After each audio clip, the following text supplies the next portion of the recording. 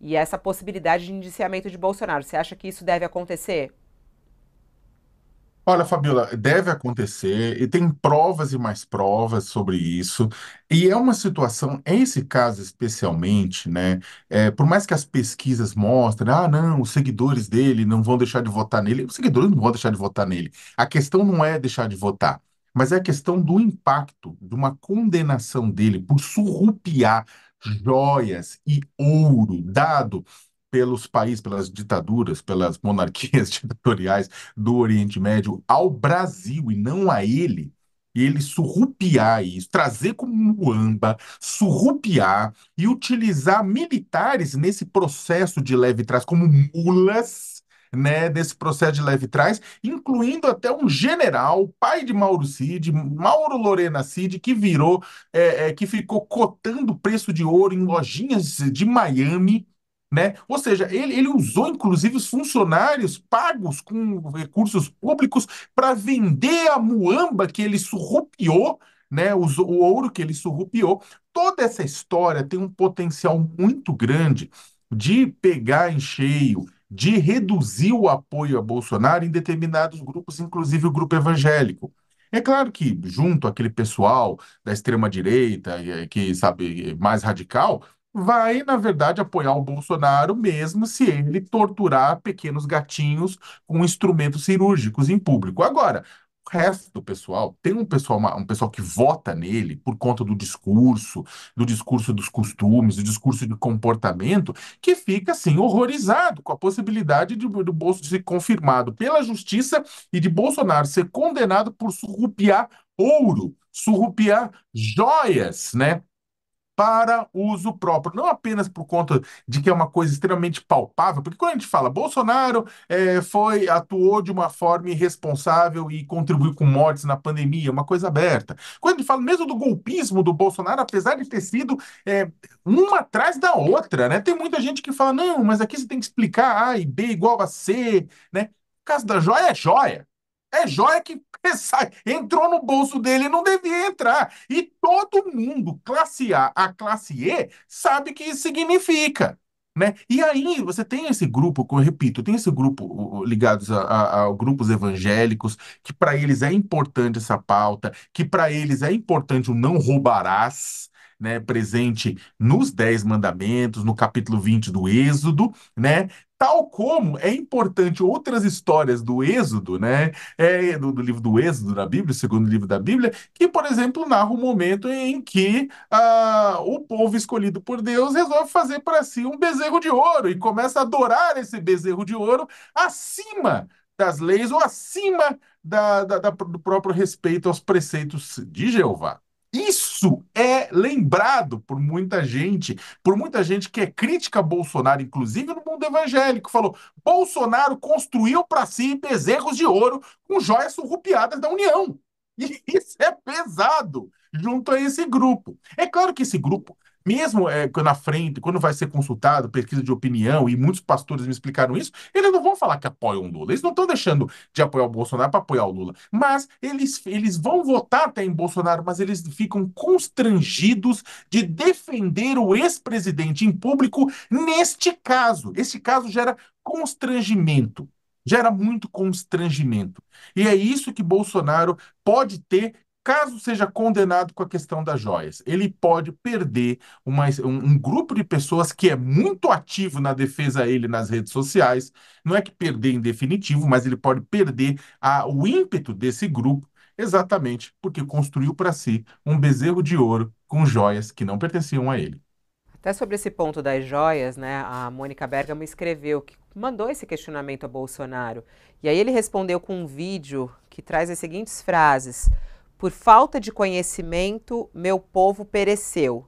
Deus, pátria, família e liberdade. Não se preocupem comigo, eu escolhi esse caminho. Sou um homem muito feliz. Bom dia a todos, Jair Bolsonaro. É curioso, né? Em relação a esse caso das joias, ele responde dessa maneira: eu escolhi esse caminho, sou um homem muito feliz. Por falta de conhecimento, meu povo pereceu. Como é que explica isso, hein, ô Josias?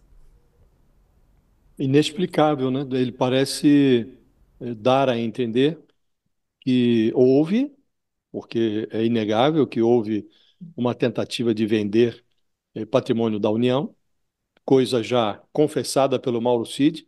E digo confessada porque, neste caso, como ele tem o envolvimento direto do ajudante de ordens, ele está confessando o crime. Ele tentou vender, o pai dele participou da operação, então é algo já inegável, né? Então ele diz: olha, se houve, foi por falta de conhecimento. E aí ele insinua que o povo dele está perecendo, mas que ele não tem nada a ver com isso, né?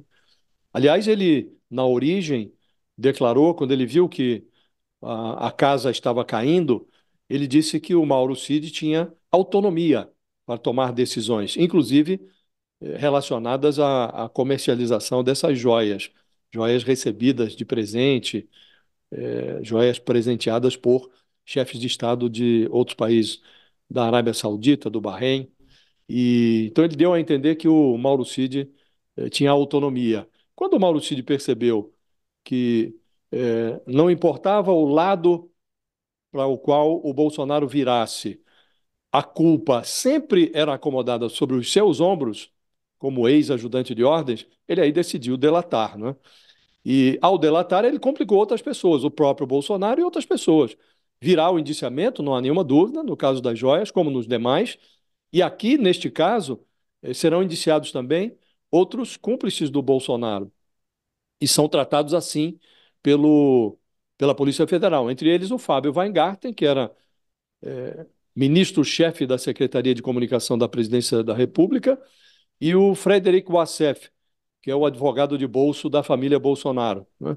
É, o Bolsonaro já está tomando distância, Fabiola, do Weingarten, que até ontem era unha e cutícula com ele, está inclusive constituído como advogado nos processos que tramitam contra o Bolsonaro, inclusive no processo, no caso das joias, né?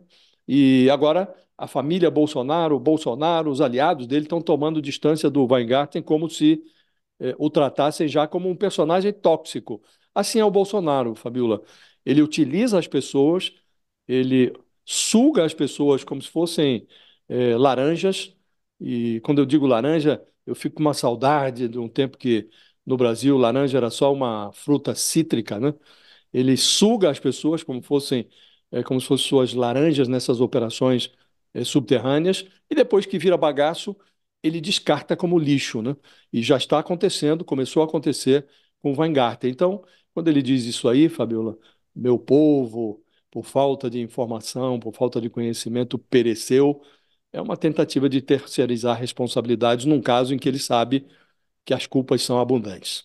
É. Fabiola, você me Fala. permite, Claro. aqui eu, com estudado 9 anos em escola protestante, ter sido até coroinha de padre, o Bolsonaro citou um trecho do livro de Oséias, né, que é do Velho Testamento, do Antigo Testamento, capítulo 4, versículo 6 do livro de Oséias, né, do que o meu povo pereceu porque faltou conhecimento. Ironicamente, o profeta Oséias critica aqueles que tomam para si riquezas, aqueles que confiam demais em militarização e aqueles que falam de golpes contra governantes. Olha que coisa, né?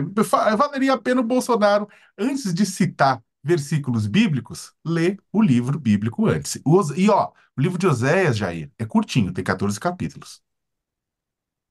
Acha que ele fica só reproduzindo e ele nunca leu? É isso, ô Não é Sakamoto? nada.